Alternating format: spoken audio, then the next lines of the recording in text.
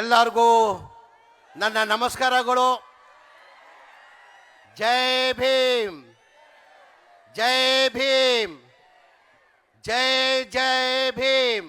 ಸ್ವಲ್ಪ ಜೋರಾಗಿ ಧ್ವನಿಯಲ್ಲಿ ಜೈ ಭೀಮ್ ಹೇಳಿ. ಇವತ್ತು ನಮಗೆಲ್ಲ ಗೊತ್ತೇ ಇದ್ದಂಗೆ ಬಾಬಾ ಸಾಹೇಬ್ ಅಂಬೇಡ್ಕರ್ ಅವರು ಸಂವಿಧಾನ ಕೊಟ್ಟಿಲ್ಲ ಅಂದರೆ ನೀವು ಅಲ್ಲಿ ಕೂರಕ್ಕಾಗ್ತಾ ಇಲ್ಲ, ನಾನು ಇಲ್ಲಿ ಮಂತ್ರಿಯಾಗಿ ನಿಲ್ಲಕ್ಕೆ ಸಾಧ್ಯ ಆಗ್ತಾ ಇಲ್ಲ. ಬಾಬಾ ಸಾಹೇಬ್ ಅಂಬೇಡ್ಕರ್ ಸಂವಿಧಾನ ಕೊಟ್ಟಿದ್ದ ಕಾರಣಕ್ಕೆ ನೀವು ಅಲ್ಲಿ ಕೂತಿದ್ದೀರಾ, ನಾನು ಇಲ್ಲಿ ಮಂತ್ರಿಯಾಗಿ ನಿಂತಿದ್ದೀನಿ. ಹಾಗಾಗಿ ನಮ್ಮ ಕರ್ತವ್ಯ ಆಗ್ತಾ ತಾನೆ ಜೋರಾಗಿ ಜೈ ಭೀಮ್ ಹೇಳೋದು. ದೊಡ್ಡ ಧ್ವನಿಯಲ್ಲಿ ಜೈ ಭೀಮ್ ಹೇಳಬೇಕು. ಜೈ ಭೀಮ್, ಜೈ ಭೀಮ್, ಜೈ ಜೈ ಭೀಮ್.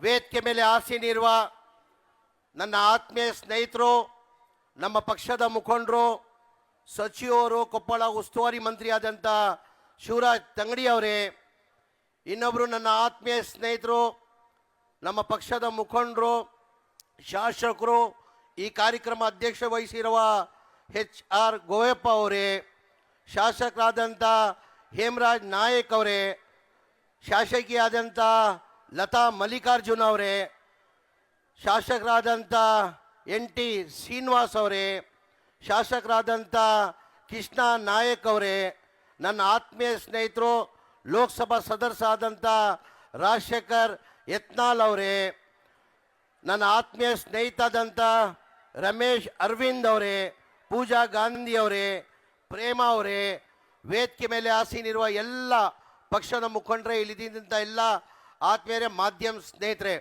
ಮೊದಲೇ ಆಗಿ ಹಂಪಿ ಉತ್ಸವದ ಶುಭಾಶಯವನ್ನು ಕೋರಕ್ಕೆ ಬಯಸ್ತಾ ಇದ್ದೀನಿ. ಹಂಪಿ ಉತ್ಸವ ಅಂದರೆ ನಮಗೊಂಥರ ನಾಡು ಹಬ್ಬ ಇದ್ದಂಗೆ.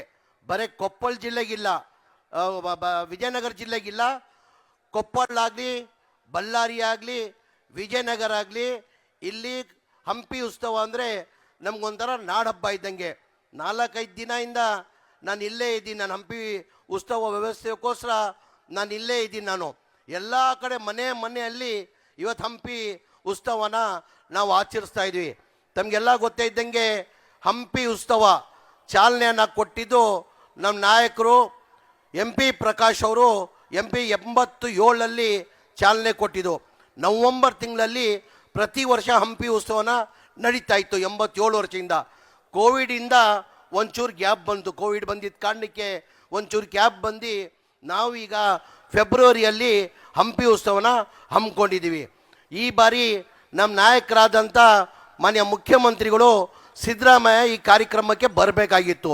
ಹೋದ ವರ್ಷವೂ ಮಾನ್ಯ ಸಿದ್ದರಾಮಯ್ಯ ಈ ಹಂಪಿ ಉತ್ಸವ ಕಾರ್ಯಕ್ರಮಕ್ಕೆ ಬಂದು ಭಾಳ ಖುಷಿಯಾಗಿ ಹೋದರು.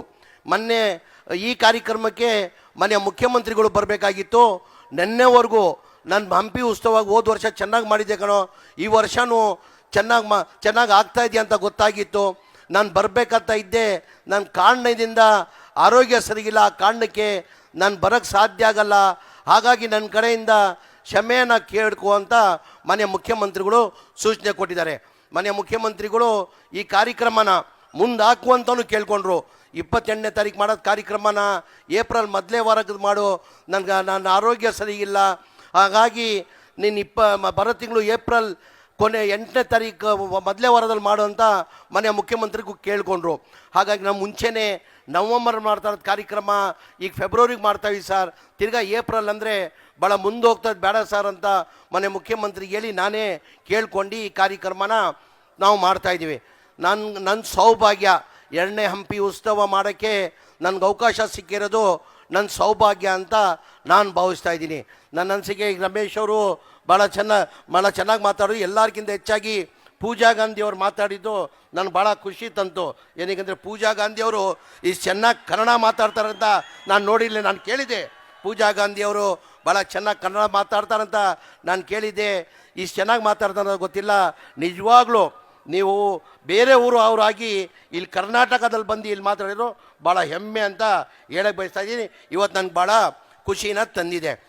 ಇವತ್ತು ಈ ಹಂಪಿ ಉತ್ಸವದ 3 ದಿನ ಕಾರ್ಯಕ್ರಮಕ್ಕೆ ತಾವೆಲ್ಲ ಬಂದು ಯಶಸ್ವಿ ಮಾಡಿಕೊಡ್ಬೇಕು. ಹೋದ ವರ್ಷನೂ ಹಂಪಿ ಉತ್ಸವ ಮಾಡಿದ್ವಿ. ಈ ವರ್ಷ ಹೋದ ವರ್ಷದಿಂದ ಚೆನ್ನಾಗಿ ಈ ವರ್ಷ ಆಗಬೇಕಂತ ನಾವು ಪ್ರಯತ್ನ ಮಾಡಿ ಈ ವರ್ಷ ಚೆನ್ನಾಗಾಗಿದೆ ಅಂತ ನಾನು ಭಾವಿಸ್ತಾ ಇದ್ದೀನಿ. ನೀವು ಸರ್ಟಿಫಿಕೇಟ್ ಕೊಡಬೇಕಾಗಿರೋದು ನಾವು ಹೇಳಿದ್ರೆ ಅದು ಸಾಲದೋದು, ನೀವುಗಳು ಸರ್ಟಿಫಿಕೇಟ್ ಕೊಡಬೇಕಾಗಿರೋದು. ಈ ವರ್ಷ ಚೆನ್ನಾಗಾಗಿದೆಯಾ, ಹೋದ ವರ್ಷ ಚೆನ್ನಾಗಿತ್ತಾ, ಯಾವ ವರ್ಷ ಚೆನ್ನಾಗಿದೆ, ಈ ವರ್ಷ ಚೆನ್ನಾಗಾಗಿದೆಯಾ, ಮುಂದಿನ ವರ್ಷ ಭಗವಂತ ನನಗಿಟ್ಟರೆ ಇನ್ನೂ ಅದ್ಧೂರಿಯಾಗಿ ಮುಂದಿನ ವರ್ಷನೂ ಮಾಡುವಂತ ಹೇಳಿ ನಾನು ಹೆಚ್ಚಾಗೆ ಮಾತಾಡೋಕ್ಕೆ ಹೋಗಲ್ಲ. ಏನಕ್ಕೆ ಬೇರೆ ಬೇರೆ ಕಾರ್ಯಕ್ರಮಗಳು ಹಮ್ಮಿಕೊಂಡಿದ್ದಾರೆ. ಇದು ರಾಜಕಾರಣಿಗಳು ಬರೀ ರಾಜಕೀಯ ಭಾಷಣ ಮಾಡ್ತಾರಂತ ತಾವೆಲ್ಲ ಬೇಜಾರು ಮಾಡ್ಕೊತೀರಾ. ಹಾಗಾಗಿ ನಾನು ಹೆಚ್ಚಾಗಿ ಮಾತಾಡೋಕ್ಕೆ ಹೋಗಲ್ಲ. ಇನ್ನು ನಿಮ್ಮೆಲ್ಲ ಇಷ್ಟೇ ಕೇಳೋದು, ದೇವ್ರದವ ನೀವೆಲ್ಲ ನನ್ನ ಅನಿಸಿಕೆ ಶಿವರಾಜ್ ತಂಗಡಿ ಸಾಹೇಬ್ರೆ, ನಾನು ಇಷ್ಟು ಜನ ನನ್ನ ಪ್ರೀತಿಸ್ತಾರಂತ ಗೊತ್ತಿಲ್ಲ. ಏನೋ ಒಂದು ನನ್ನ ಬಗ್ಗೆ ವಿಶ್ವಾಸ ಇಟ್ಕೊಂಡು ಜನ ನನ್ನ ಪ್ರೀತಿಸ್ತಾ ಇದ್ದಾರೆ.